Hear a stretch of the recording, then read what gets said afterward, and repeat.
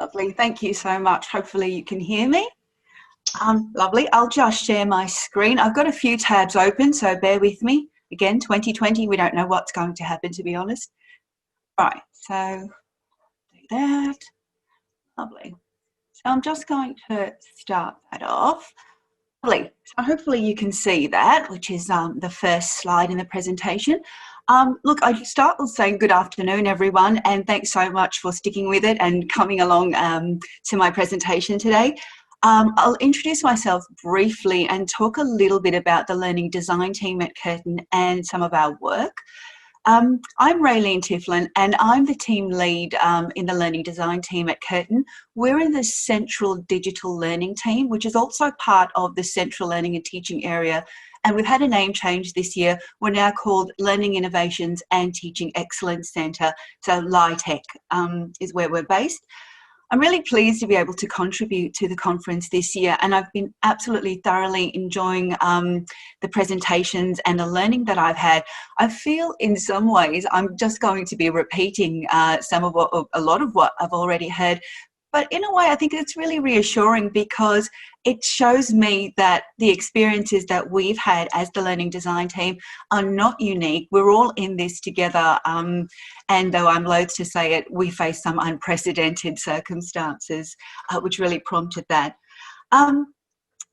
Look, our learning design team is a reasonably new team, and we're also quite a small team. There are only 4 of us, and we serve the university. We work across all of the faculties and with some of the central areas like the library. And our key remit is to develop fully online and blended courses and units as the terms that we use at Curtin. One of the team is actually seconded to a strategic project. So really that leaves just the 3 of us who are doing this sort of work. And as we sort of got to grips with the reality of the conditions that were presented by the crisis, we really realised that it's in that interplay of people and pedagogy and technology that we do our best work and we are our best professional selves, and that we hope that we can show that we've had a really positive impact and hope to continue to do that. So the presentation today, which we've called, and I'm just delivering on behalf of the team, really is socio-technical interactions, learning designers, professional learning, and pandemic pedagogies. And one of the reasons that we focused on those things is because I guess the top pandemic purchase for us at the university was professional learning. When things got a little bit pear-shaped, everyone said, please, please, please help us. We need. So we faced really the demand for professional learning in our services that we hadn't ever encountered before. And this is just a little bit of a glimpse in this story about some of those experiences over really the last 9 months or so. What we had to quickly do was to actually find out what people needed from us.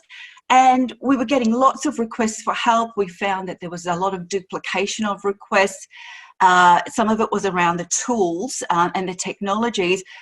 But we very quickly realised that that was only part of the picture. And so what we needed to find out really was about what people knew about technology. Some people knew lots, some people didn't know very much at all.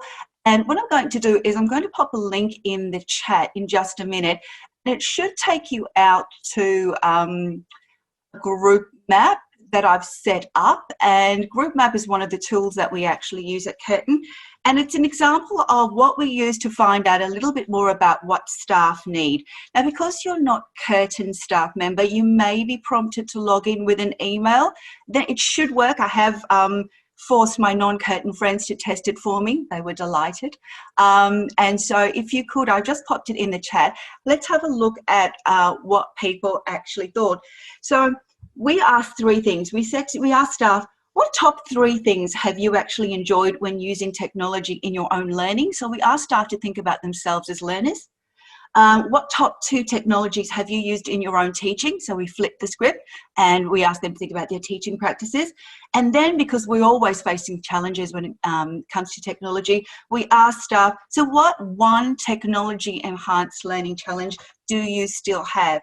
And hopefully you've been able to open the group map and you can actually add your comments to that. Fabulous. And what I'll do is I'll just share a new screen and you should be able to see people's comments that you're adding right now.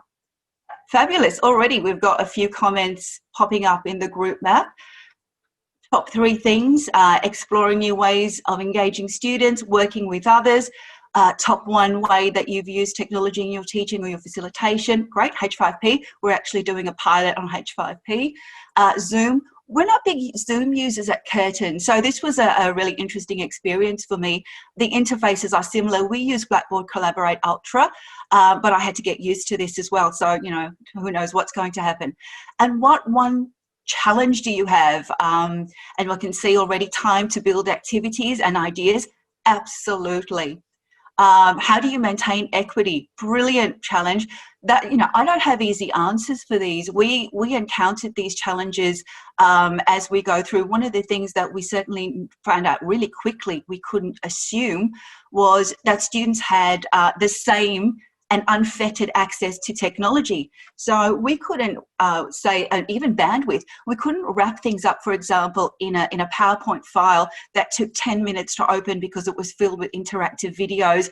If students were in the remote regions in WA and couldn't access that learning. So we actually had to use a lot of the Blackboard interface itself to develop our learning, and that was a strategy that we actually put into place.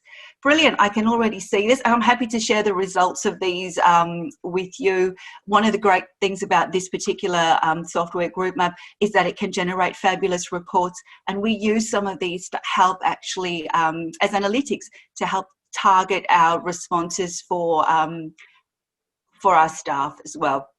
So I'm going to go back to my screen. Fabulous. And it should open the next one for you. Brilliant.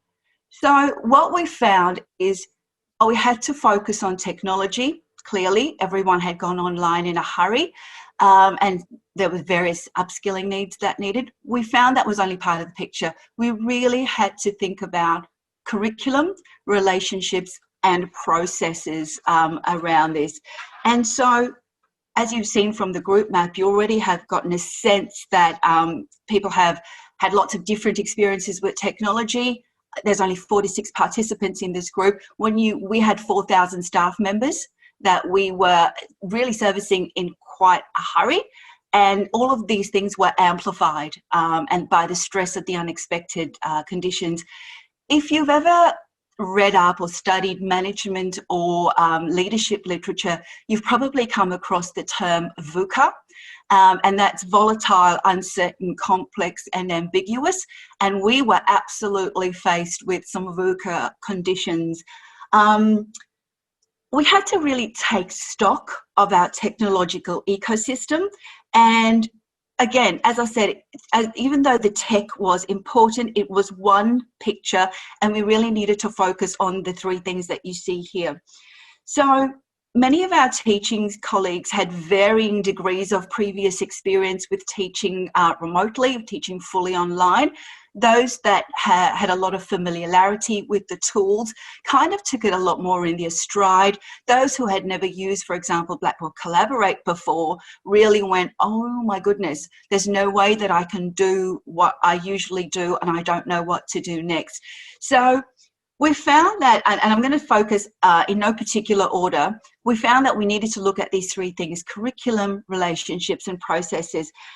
I'm going to talk about curriculum first, and I'm using the broadest conceptualization of curriculum, and I'm including planned and enacted curriculum in this. One of the key things that we wanted to do was to preserve existing good practices. To keep the focus on student-centered learning. We didn't want to see any kind of regression, so to a more didactic lecture delivery style.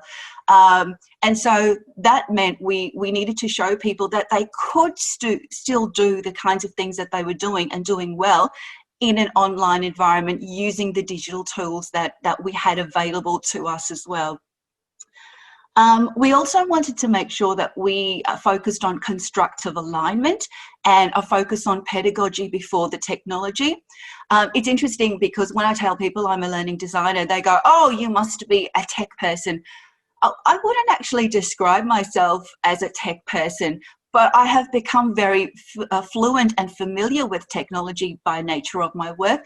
But I think I'm a teacher first and a trained teacher, and I focus on learning outcomes. I could talk for about a half an hour on the joys of a well-written learning outcome. It's a little bit tragic, but I absolutely love that. And we needed to make sure that we focus on the pedagogy and the instruction, the learning outcomes, the intention, the objectives, before we just focus on the technology tools and the whiz-bang tools around that particular thing. Right. Given the speed and the magnitude of change and surprises, and again, the VUCA environment, we were really, really pragmatic in our approach.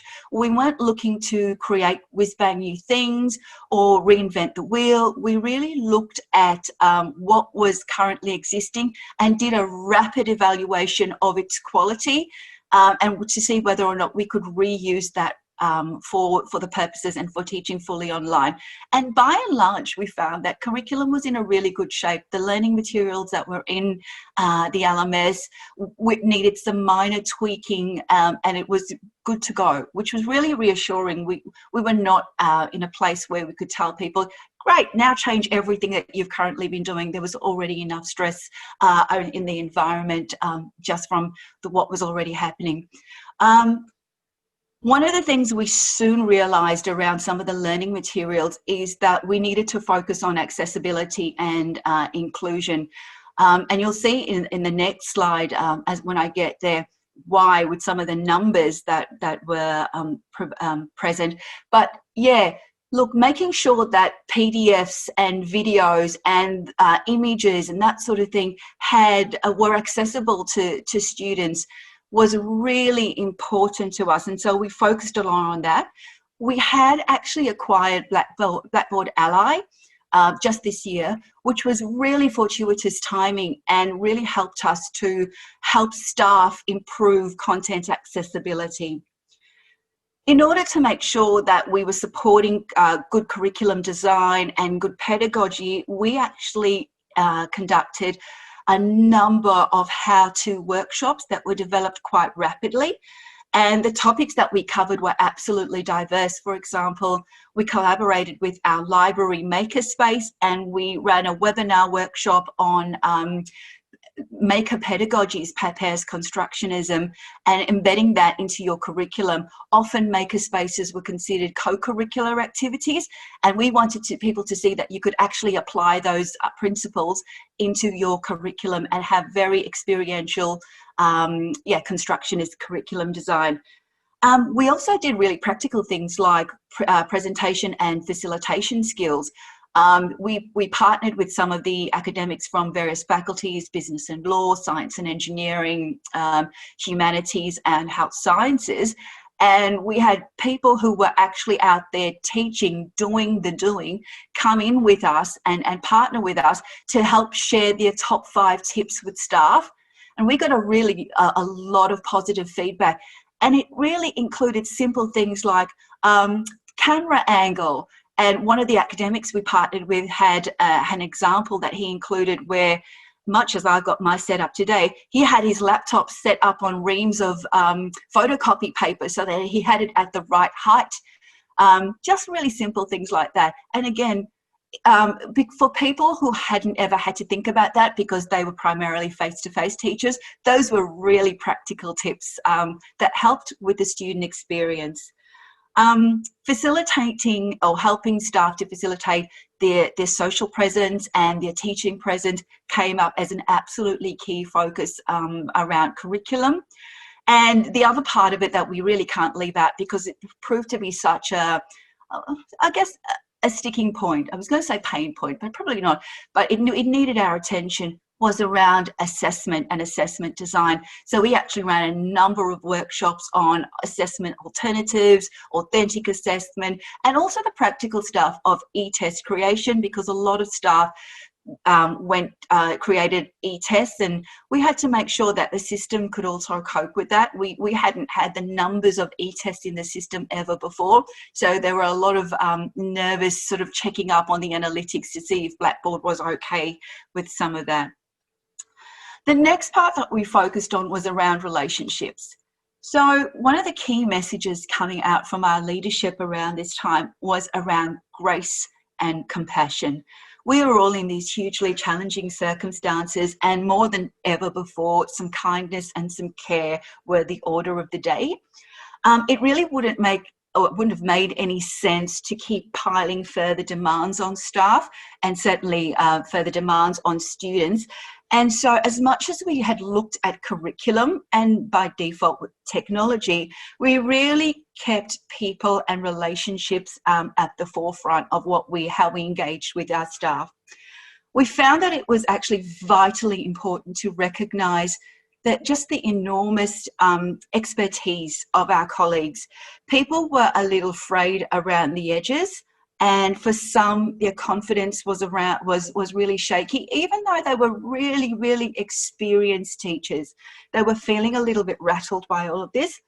And so a lot of what we did was around providing reassurance and positive feedback. I think that there's a term, I can't remember where it comes out of or who, but warm feedback versus cool feedback. We actually focused on the warm, which is the positive, nurturing feedback. And we found that it was important to recognise that people were doing a good job, and to actually say that, and to say that over and over again. The next part that we looked at were our processes. And given how quickly things escalated, and they didn't get any better in a hurry, to be honest, we soon worked out that we really needed a good process, or some good process around what we were doing. Process is probably the least exciting thing to think about, but for anyone who's managed a project or who's worked as a learning designer, you'll know that process really matters where the rubber hits the road. We had numerous requests for professional learning, as I've alluded to.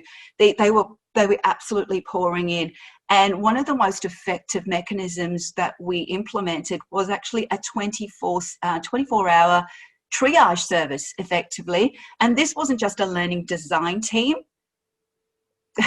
This was actually also the whole of LITech. So our processes were really important. And we also set up a reading list so that people could access support, not just directly from us, but also through existing, we set up a digital learning org site, and we just piled that with a lot of just-in-time resources, readings, and a discussion board so that we could help to develop a community where people could talk with us. And that was really, really handy, because sessional staff who can often feel disconnected from each other suddenly got to see what was happening with the rest of the university, and got to connect with other sessional staff beyond just those in their schools or in the courses that they teach into. So next one, hopefully that flicks over. Okay, so what did we do? So look at the numbers. You can see that the LMS logins absolutely erupted. Just looking at the period March 2020 to June 2020, we can see there were 158,000 and just a bit more Blackboard Collaborate Ultra instances launched, and there were nearly 35,000 sessions recorded for that same period. We provided 80 digital learning workshops. This is just the digital learning. This is not the other, because LITech is quite a big team that includes teaching excellence, curriculum transformation. That's not anything that they did. This is just our team. And you can already see that we engaged with over 2,000 staff in that very short period directly. We provided assessment support, and we had 20 assessment-focused webinars. And in just one session, we had 171 staff attending. That was the one on exam alternatives. And we also had engaged with over 300 staff just around assessment in general. What we also found was content and accessibility. Just have a look at those numbers. Nearly 300,000 PDFs in our LMSs, nearly 400,000 image files, and these are across 10,000 teaching sites located in the Blackboard LMS. So this is why we found that we absolutely had to focus on making content accessible as possible, really, really quickly. And the other side of that, not only was it retrospective, as in making new, existing content accessible, we're looking at universal design for learning principles and making sure that anything we design from that point had accessibility from the point of design as its core focus. So, did we make a difference? Look, I like to think that we did. Here are some testimonials from staff and from students, although we are a staff-facing area. Within the team, we felt a great deal of professional satisfaction. Within the faculties, staff were attending the workshops that we offered, and then they were taking that back to their own networks, which is absolutely fantastic. And from the student perspective, because everything we do is about the student experience at the end of the day, you know, a statement that said, it had been a very vulnerable state, and thank you so much. You've made a daunting challenge a lot more achievable. Gosh, you know, you can't really buy that. The satisfaction that we felt out of that was really made our day. What did we learn from that? Well, we learned a few things. Right, there is an absolute appetite and an opportunity here to make even greater progress around technology-enhanced learning. We found that professional learning is the key to continue to leverage these TAL gains that we've made. As the learning design team, we found that we're actually really well positioned to facilitate continued learning innovations and support teaching excellence. We found that supporting teaching academics' pedagogical intentions, developing technological proficiency and confidence is actually vital both for the teacher and for the student experience. And the last point is really important to me because this is the focus of my current PhD study, and it's collaborative learning partnerships. Those relationships between the teaching academics and the learning designer in supporting highly effective practice and the student experience, that's really important to focus on. So that's it from me. That was our experience, and thank you so much for listening.